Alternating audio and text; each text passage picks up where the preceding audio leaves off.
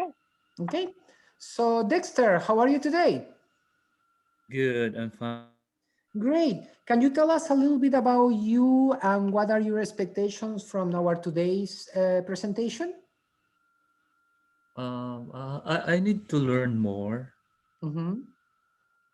Are you Like, planning to start a business using 3D printing, or is something that you want to add to your current business?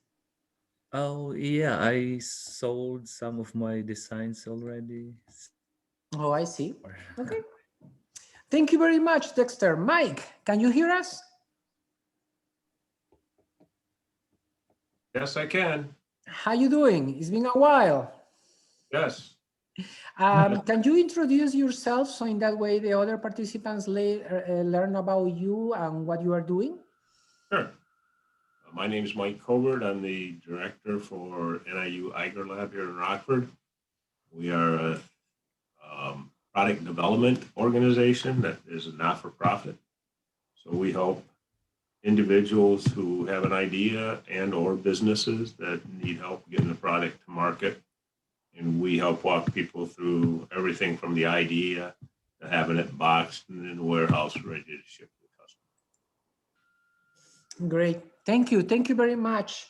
Well, it's 11:04. I guess that it's time for Heather make the introductions and run the show. Thank you very much, Heather.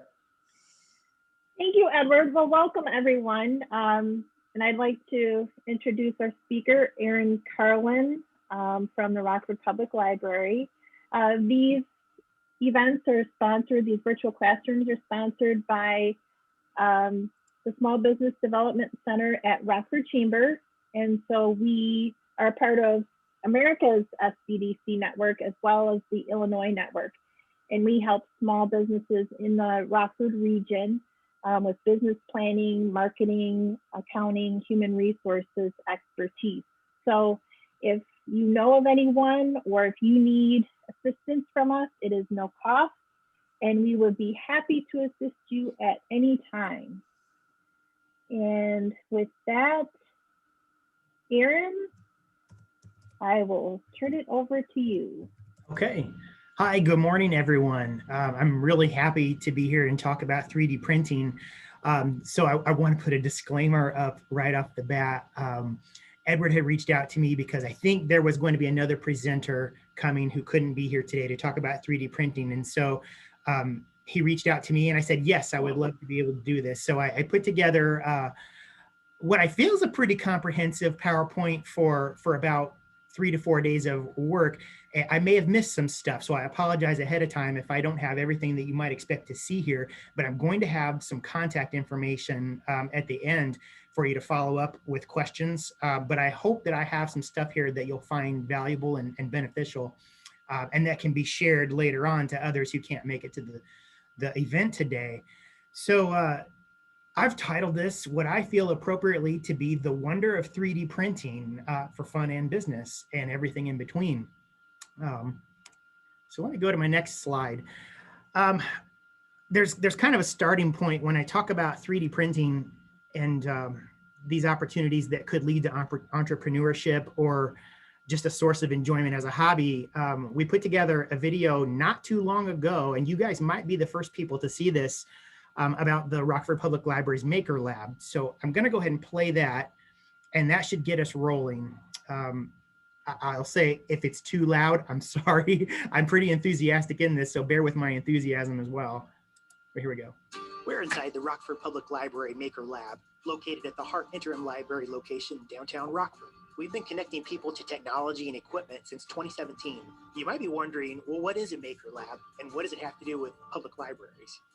Maker Labs, also known as maker spaces, are places you can go to learn about 3D printing, laser cutting, sewing machines, and other cool stuff that allow you to make and create really cool things. Our lab currently has 4 3D printers, a laser cutter, sewing machines galore, a Cricut for vinyl cutting, and a t-shirt press. There's no question that gaining literacy skills along with reading skills leads to success in one's life. And the public library is doing its part. Public libraries also support digital literacy and technology to improve lives. In our Maker Lab, our customers are learning through the act of doing. With hands-on activities found in our shared spaces, In addition to hosting large groups and groups of all different sizes, our Maker Lab supports one-on-one interaction. Skills learned and honed in our Maker Lab can lead to opportunities for entrepreneurship. The beauty of makerspaces is that there is so much variety in what can be offered. It's common for people to have access to green screens for video production, virtual reality, and even CNC machines. What would you like to see at your Maker Lab? I'm certain that after one visit to the Rockford Public Library Maker Lab, you'll be able to say with RPL, I can.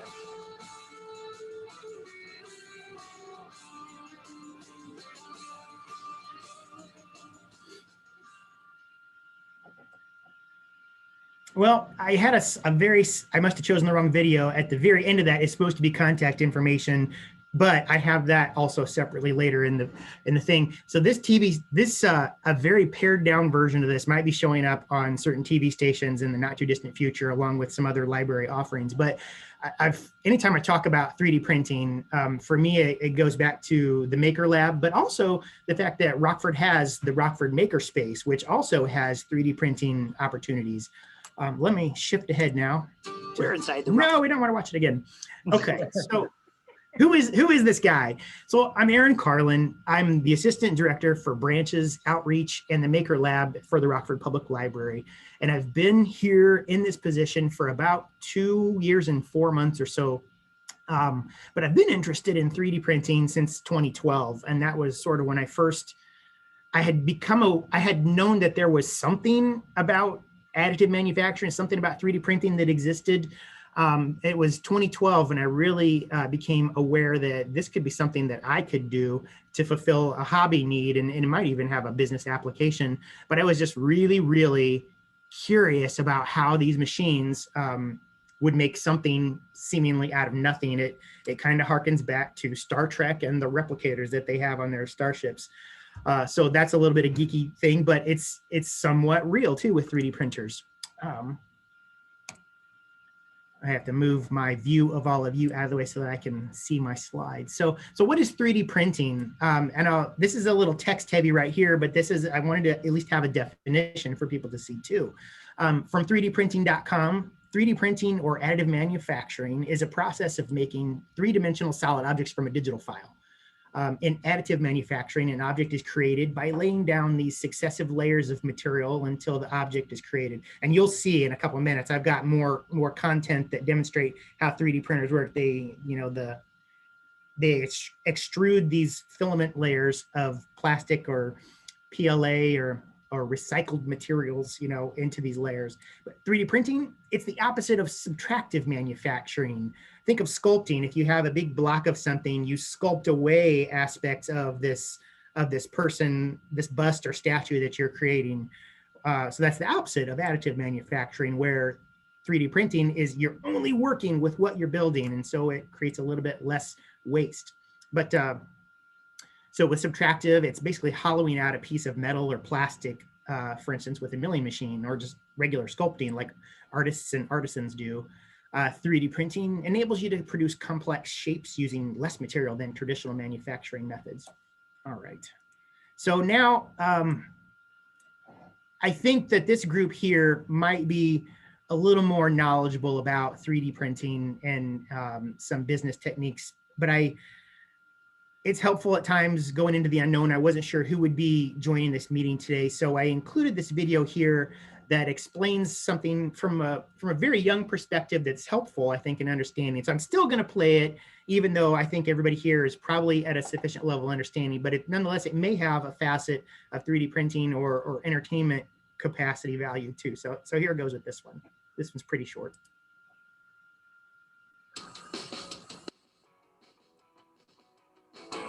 Hey guys, it's Camry. Our school just got some 3D printers and Nat Geo let me borrow one to figure out how they work. But to be honest, I've just been using it to print tiny cats. It's like a tiny printed cat army. Cute, but no idea how I made them. These printers look super complicated. You know what? I'll just print an expert to help me out.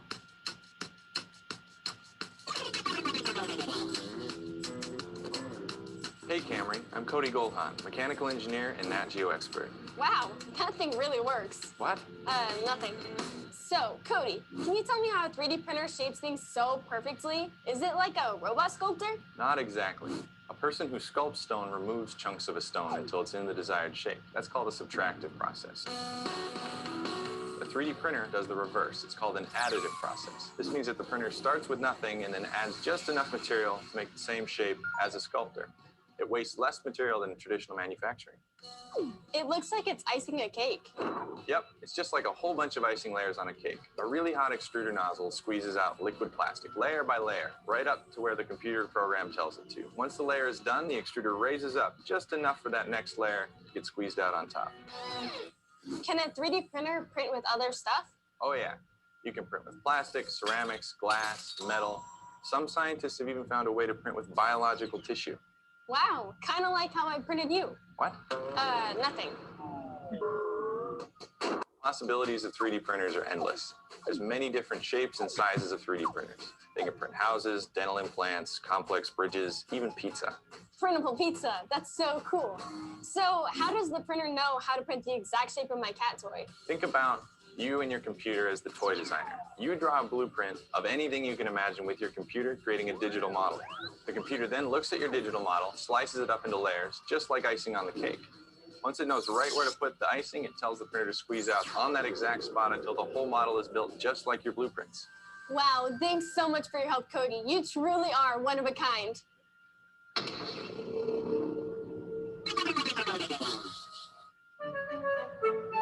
Hi, Camry. I'm Cody Goldhahn, mechanical engineer. How can I help you? I didn't know you had a twin. Now that you know how that works, catch up on all the other episodes of How Things. All right, so yeah, she's going to talk about the other things that they do at Nat Geo, which are really interesting. You could check that out separately. Let me advance to the next slide here.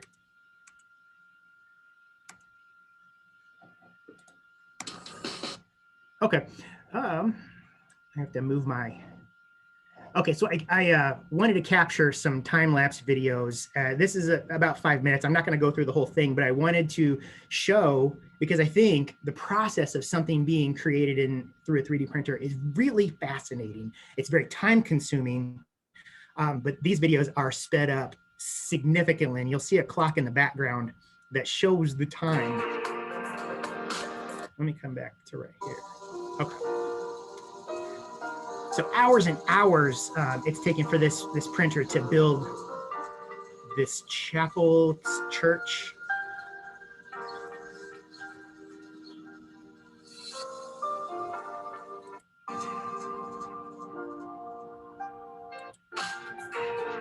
Let me fast forward a little more.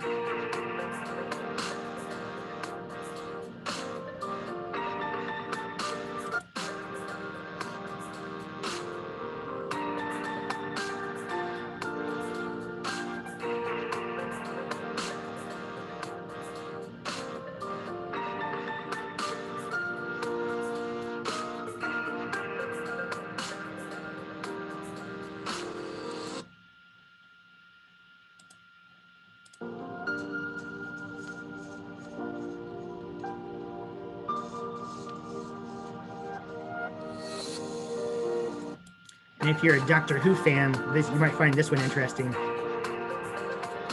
This is an example of something that right off the printer bed is able to be configured and assembled using mechanisms that were constructed directly into the project, which I thought was pretty cool.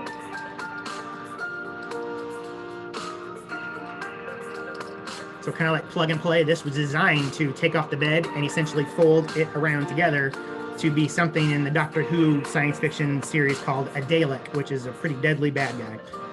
That's not all I know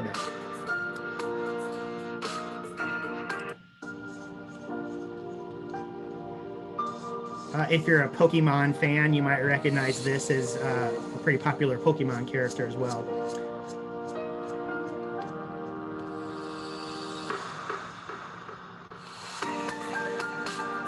All right, yeah, the clock in the background is a really good indicator that this process is not a fast process. Depending on the interior of the model, that's basically the infill or the fill, your time can vary. I'm going to go ahead and pause there so that it's not just you're inundated with the video over and over again. But the way in which you design something can also have an implication on the time it takes to have a finished product. Let me move on to the next slide now. Okay, I think I went too far.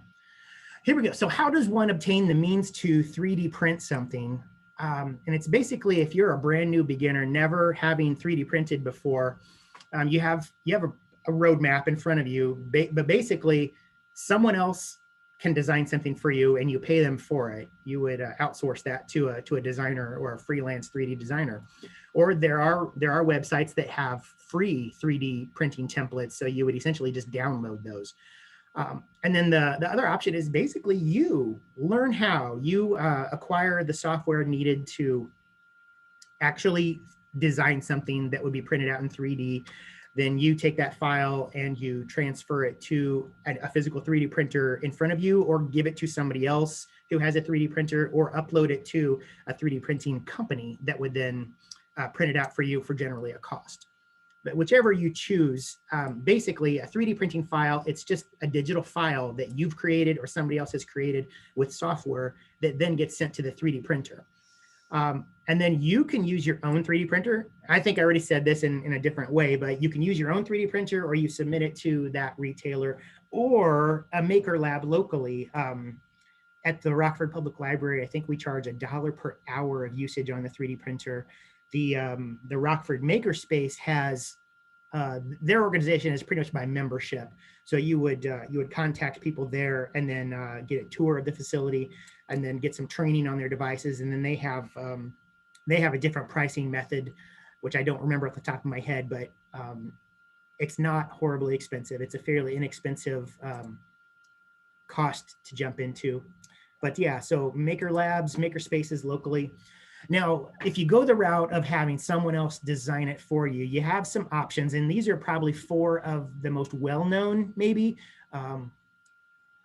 websites out there. And Shapeways is huge. Shapeways.com, Sculptio.com is another online. Shapeways and Sculptio, they're very similar. So basically, it's a storefront. It's a website that you create an account with, and you can upload your models onto the Shapeways.com platform for your own use. They will print it off, and you'll select the material you want it to be printed off in. Then you pay, then they print it and they mail it to you. Now, if you're looking for business, if you're looking for a way to sell 3D designs and make money as a business, then Shapeways has that really great storefront where you create and design your storefront. You upload and host all of the designs that you want to make available for people to purchase. You can decide on different tiers of pricing as well. And then Shapeways there will be a certain portion of any sale that automatically goes to them, much like on eBay. When you sell on eBay, eBay gets a good chunk of your profit. But so Shapeways is like that. Sculptio is very, very similar to Shapeways.com.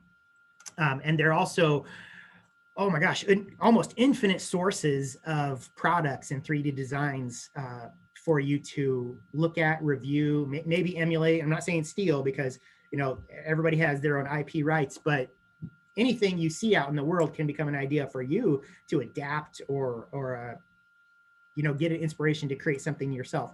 So Shapeways has so much to look at, and Sculptio is very similar. Tinkercad is one of those sites I mentioned before that was free. So it's free to create a Shapeways account and a Sculptio account. You just have to pay if you're going to buy a design from somebody else or have it printed from them, and then you'll have to you have to allow a chunk of your sales to go to those 2 websites. Tinkercad, you just create an account and you can start downloading things. I haven't been as familiar with Tinkercad. I know it exists, and I know it's got a really good repository of 3D models too. And then there's Etsy. Etsy is a great tool for crafters and artisans and people who make stuff to upload their pictures, or in some cases a file as well, and have someone make a purchase and they get to download the file after the transaction is complete. But they're also great sources of models and ideas, or if you find that thing that just is perfect to you, you just make that purchase and download it and go from there. So that's if you want somebody else to design them. And there are forums within Shapeways And I believe within Sculpteo for you to contact other 3D designers and work out an arrangement for them and what maybe their fee would be, or what transactional process would take place. If you have an idea but just don't know how or have the time, I guarantee you're going to find an artist out there who would be willing to make that thing you need.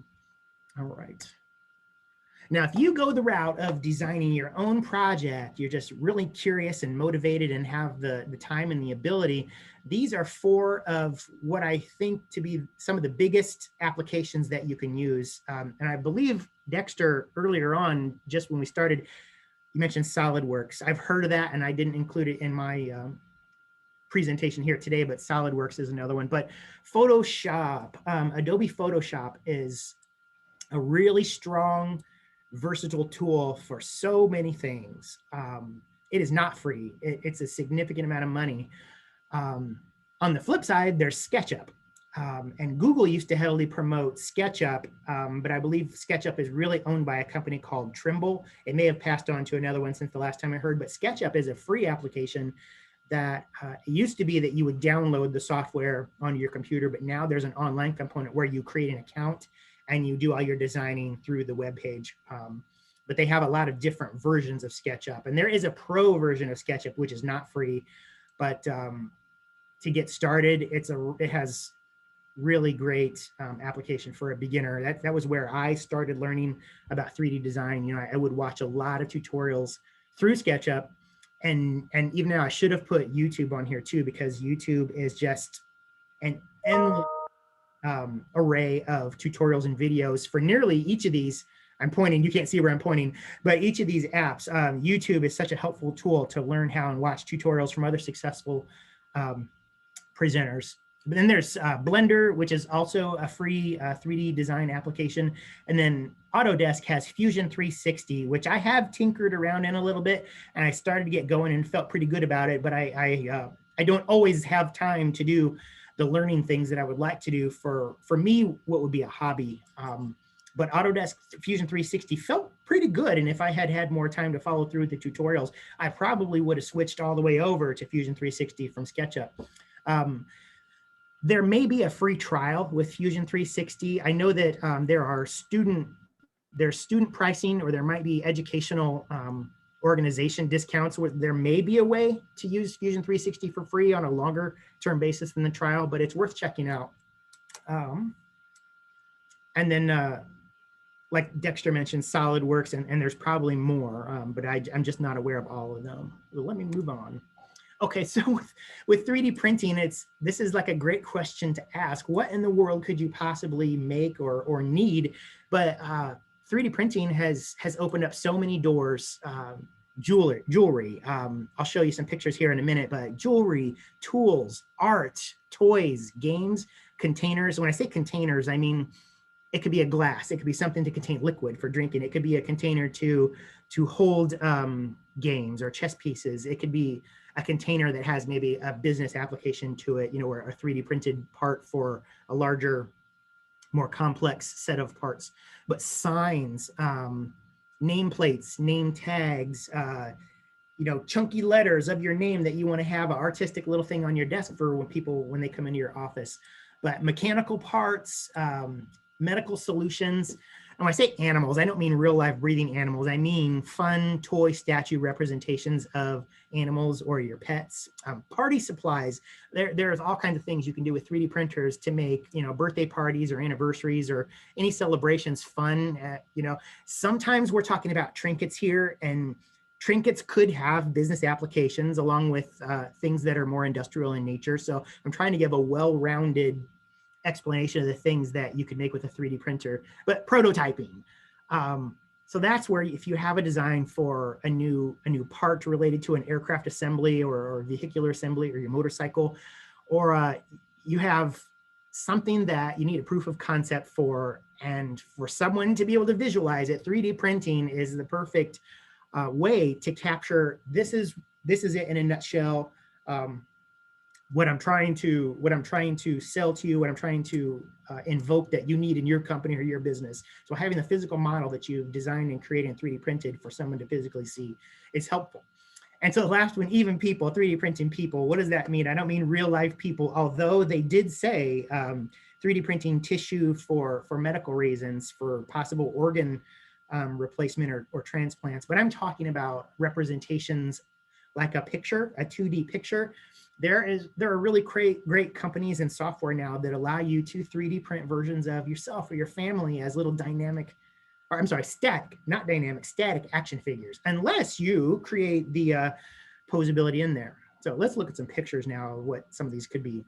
So from the medical solutions, here we're talking about what a surgeon may need to 3D print a part to plan the surgery, but there's also components of organs, prosthetics, and you're going to see that in a minute. But a lot of planning has to go into a successful surgery, and 3D printing can be that crucial component of how your doctor could study the things he or she needs to know to perform a successful surgery, or to learn more about human anatomy in the hope of conquering disease and other physical ailments. So here's a slide that showcases prosthetics, not just for people, but potentially for animals too, or contraptions that can help animals who have lost a limb, but people and animals. It's a really developing and pioneering field of study, and how 3D printing can help humans who have lost a limb or animals who have lost a limb gain some functionality back and go forward from there. So jewelry, the jewelry applications and art, I would say, because jewelry is a form of art, these beautiful creations that people wear as ornaments and decorations on themselves.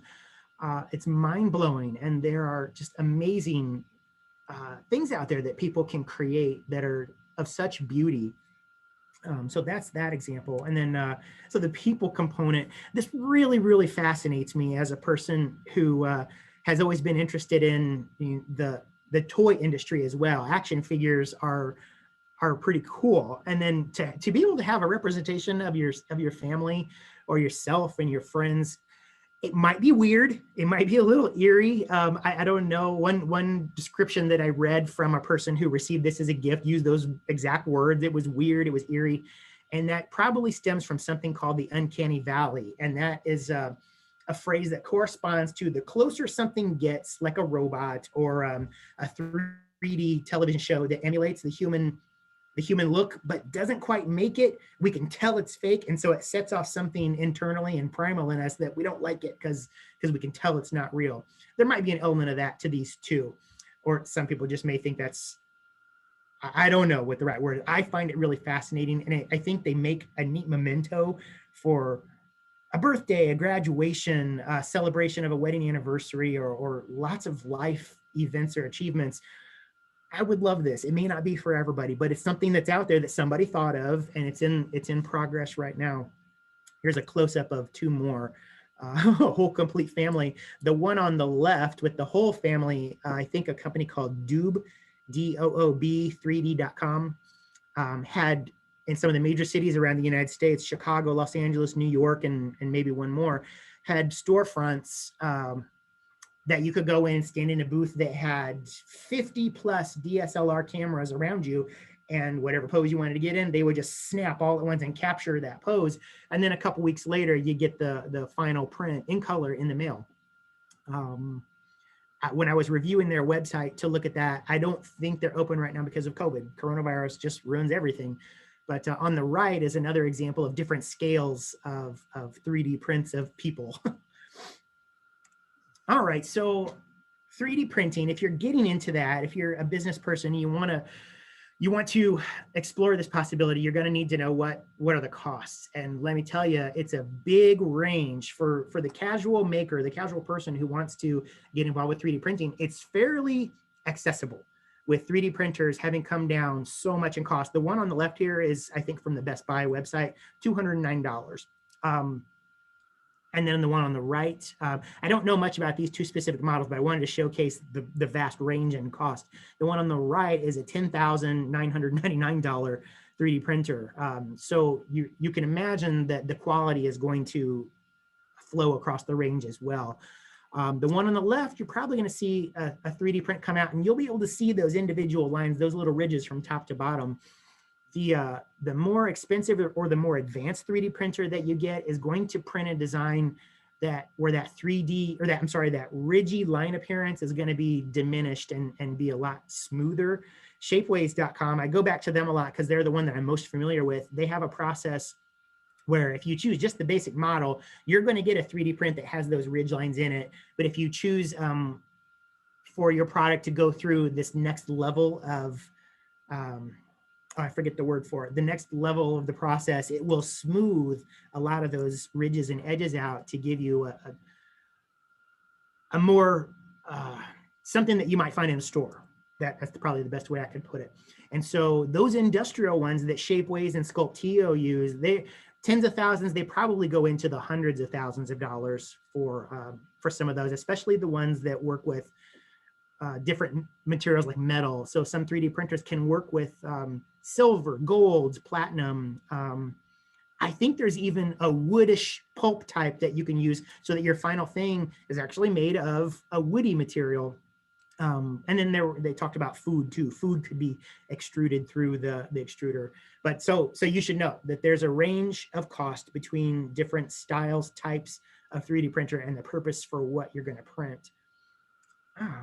And then, there's the associated costs of 3D printing are you're going to need the filament. So filament is this plasticky type material that's on the spool. And both of these pictures represent the spool that a color comes on. I'm sorry, one spool has one color on it.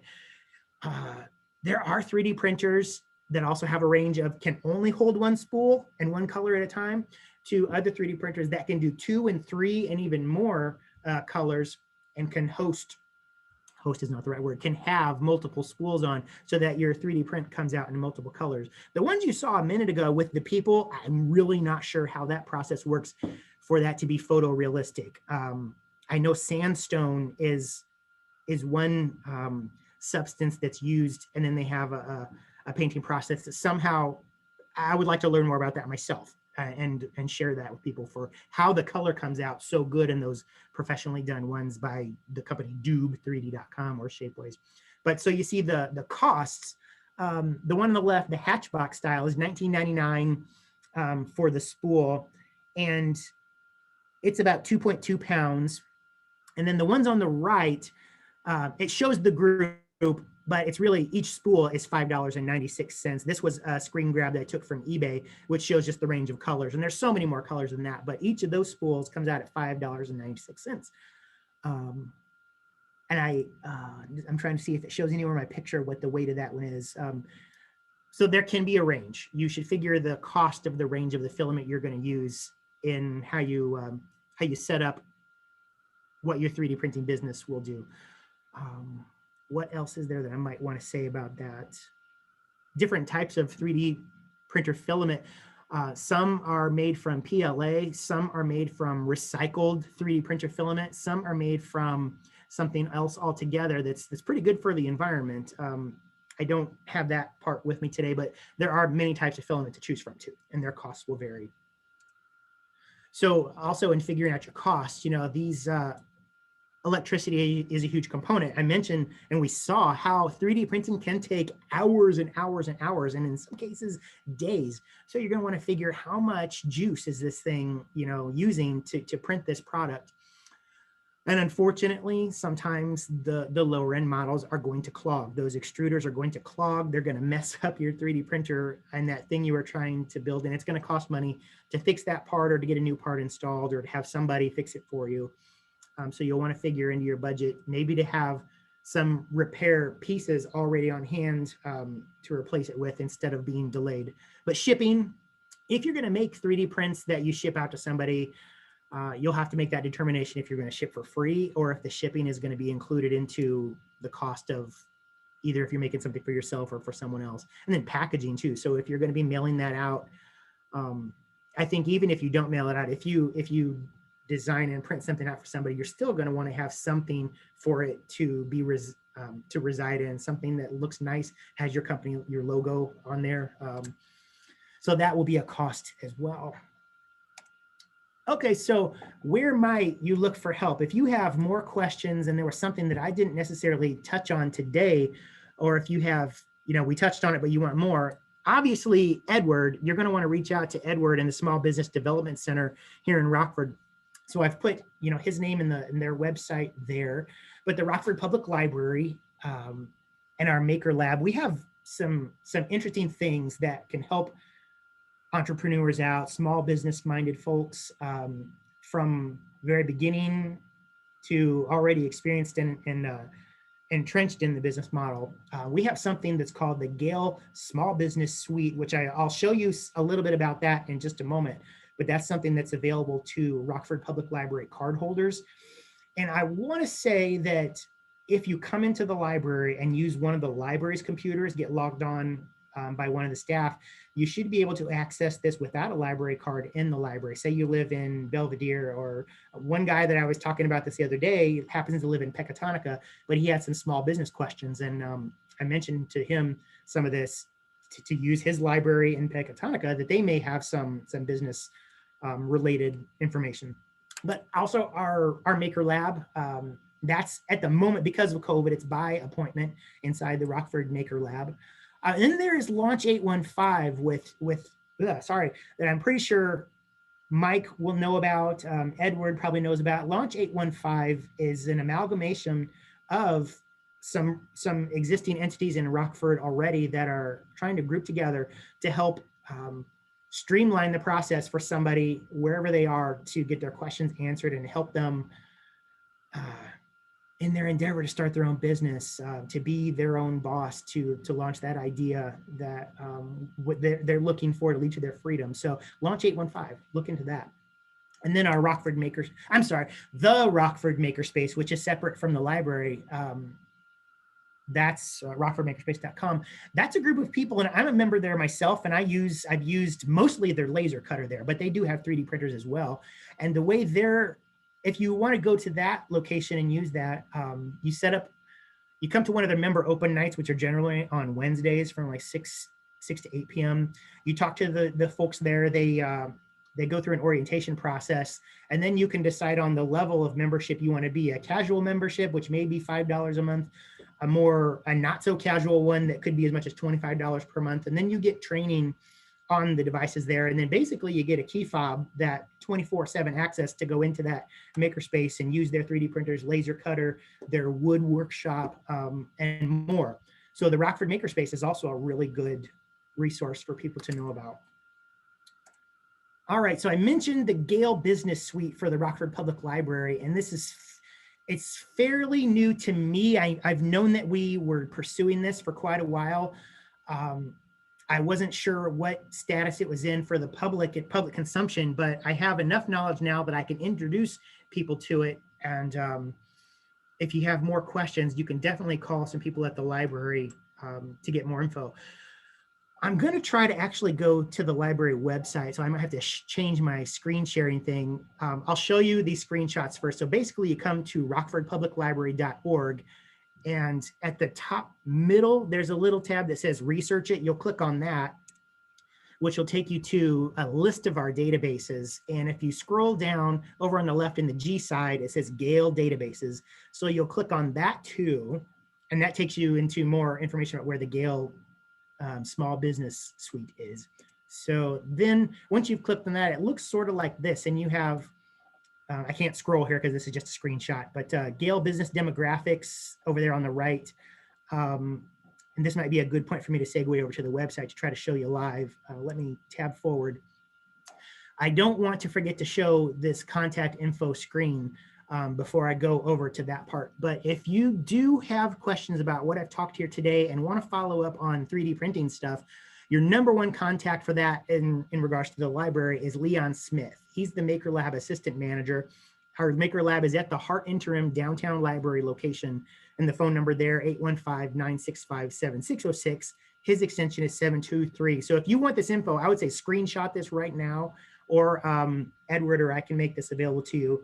Leon's email is maker@rockfordpubliclibrary.org. Now, on the business side, after I show you the Gale business stuff that the library has access to, Marie Barcelona at the library, she's going to be your business contact And she works in the info services, adult services department there at the Hart Interim Library. And her number, the main phone number is the same, but she's at extension 639. And then she's in Barcelona at rockfordpubliclibrary.org. And that's the end of that slideshow. Let me try to get to the website. Bear with me for just one more moment. Okay, I'm going to go back and then walk through that one more time. Is everybody still seeing the screen okay? Yes. Okay, so here we are, rockfordpubliclibrary.org. Research it right here. And then the most helpful way to access it is through the A to Z list of all databases. So it's alphabetical order. I'm clicking on that. And then I'm scrolling down to the Ds. And by the way, if you've never seen this, there are so many great resources for so many different things here. So maybe bookmark this to come back and look at later. But Gale databases, so there's that. And I should mention, I'm inside the library right now, so it's automatically going to take me to this without having to log in. If you go to the library's website from outside the library, it's going to prompt you to enter your Rockford Public Library library card. And once you do that, I believe your card has to be not expired, and there probably have to not be in excess of, I can't remember, if you have overdue fees, I'm sorry, there may be a limiting factor with overdue fees. I'm not sure what that number is, so I don't want to say the wrong thing. But if you have a problem, contact somebody at the library, get your library card renewed, or make an arrangement to possibly pay off if there's any overdue fees prohibiting you from accessing this. Or come into the library, use one of our library computers, and then you can get right on. Okay, so here we are. I can scroll down a little bit more to Gale Business Entrepreneurship, and then Gale Business Plan Builder, and then Gale Business Demographics Now, I think are three really, really important ones. Let me just click inside so you can see some of this now. The one I found pretty interesting was because you need a business plan almost in all situations regarding entrepreneurship and starting your own business. So this is great for new entrepreneurs, people who are already experienced, and then there's nonprofit information as well. Let's see, I may have to sign in. I created a login last night so that I could do this and show you.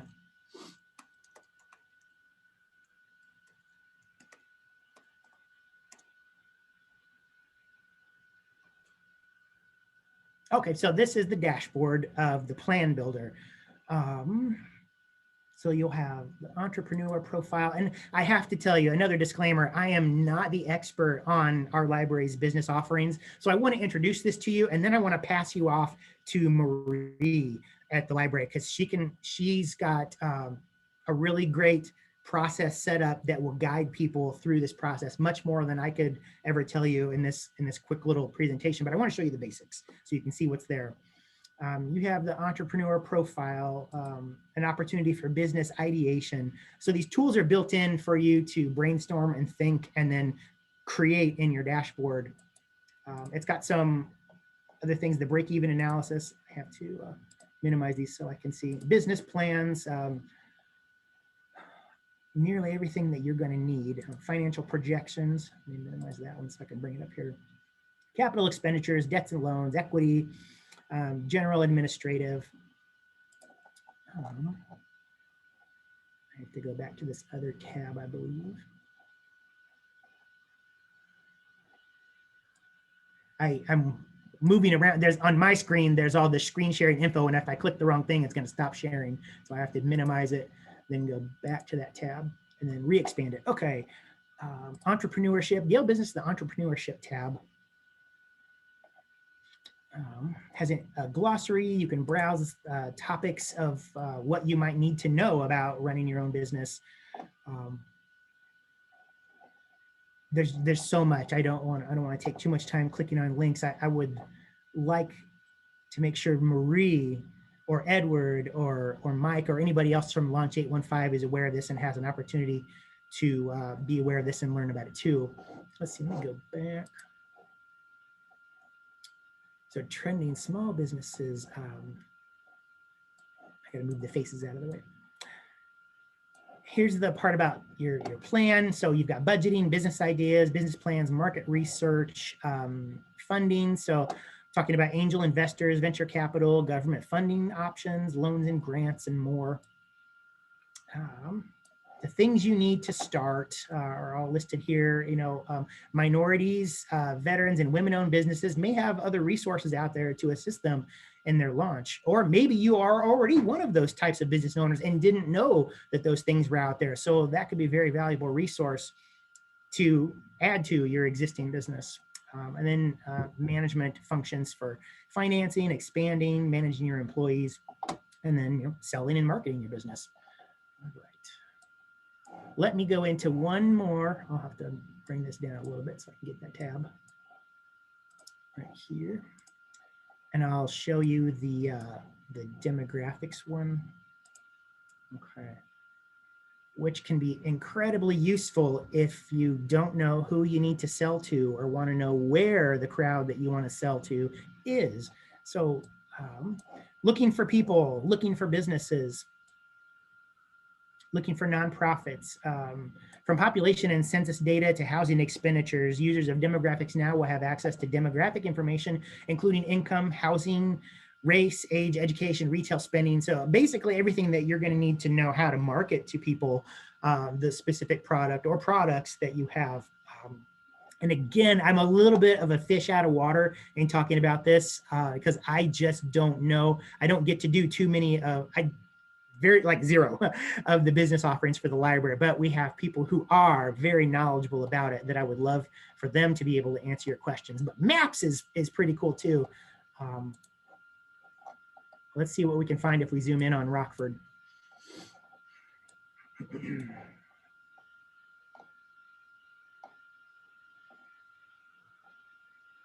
I haven't done this yet, so I don't know what it's going to show me. Okay, so now let's see what.